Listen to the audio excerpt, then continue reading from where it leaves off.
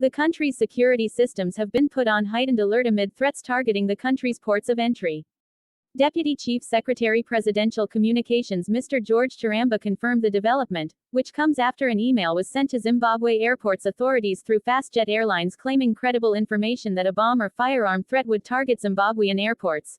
As a result, President Munangagwa, who was scheduled to fly to the Victoria Falls for a renewable energy conference, has cancelled his trip to allow a thorough investigation into the matter.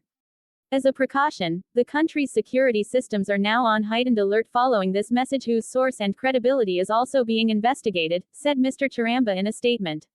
While our country is peaceful, and all our ports of entry are well secured, such alerts on possible terrorist attacks are taken and treated very seriously, as nothing should be left to chance. As a result, President Munangagwa, who was scheduled to fly to the Victoria Falls for a renewable energy conference, has cancelled his trip to allow a thorough investigation into the matter. As a precaution, the country's security systems are now on heightened alert following this message, whose source and credibility is also being investigated, said Mr. Charamba in a statement. While our country is peaceful, and all our ports of entry are well secured, such alerts on possible terrorist attacks are taken and treated very seriously, as nothing should be left to chance. Ladies and gentlemen, today we stand at a crossroads of history, witnessing the unfolding events in our beloved country under the leadership of President ED Munangagwa. As we navigate through these turbulent times, it's essential to reflect on the state of our nation and the direction in which we are headed. President Munangagwa, a leader who has faced numerous challenges since assuming office, finds himself in a position that many would not envy. Sitting on what can only be described as a hot pan, his actions, especially concerning the military, speak volumes about the precarious nature of his leadership.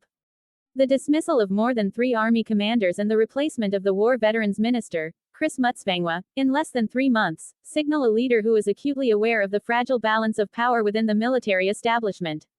Furthermore, the recent incident at Victoria Falls Airport, where a falsified bomb threat led to President Munangagwa being airborne for an extended period, highlights the palpable tension and the atmosphere of uncertainty that pervades his administration. This event, though seemingly minor, underscores the sensitivity of the president to any threats, perceived or real, against his leadership. Amidst these internal challenges, we must also consider the broader political landscape. The possibility of a repeat of the 2017 coup may seem distant, yet it cannot be entirely dismissed. The dynamics within ZANU-PF, particularly the push by the youth and other high-ranking officials to make President Munangagwa a life president, are indicative of a deep-seated desire for stability and continuity. However, such moves also raise questions about the future of democracy and governance in our country. On the societal front, the recent decision by doctors and nurses to suspend their strike action, while still negotiating with the government for better salaries, reflects the ongoing socio-economic challenges that our nation faces. It's a reminder of the delicate balance that must be maintained between the government's fiscal responsibilities and the welfare of its citizens. Moreover, the political landscape is further complicated by the fragmentation within Mr. Kamisa's CCC party. The attempts at negotiation outside the courts, alongside Mr.